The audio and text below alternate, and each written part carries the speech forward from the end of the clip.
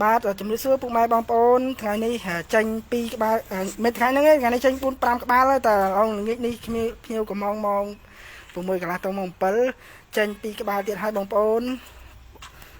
មើលជ្រូកកដល់សិត 100% បងប្អូនបើមិនសិតធានាដល់ដូរលុយជូនវិញបងប្អូន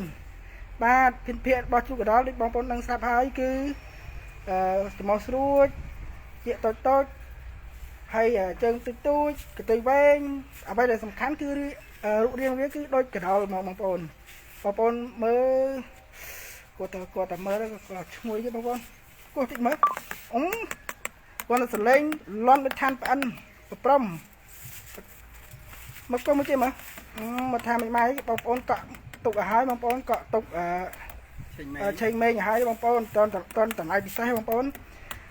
យើងព្យាយាមយើងមិនមែនព្រមតែមកល្អមើលឲ្យមកល្អមើលទុកសែននេះបងប្អូនអានេះគឺឆ្ងាញ់ហ្មង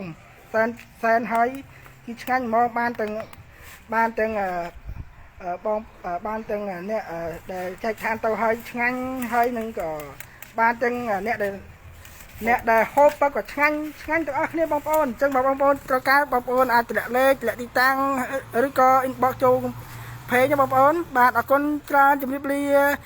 កុំភ្លេចចាំទទួលផងបងប្អូននៅខាងយាសភារា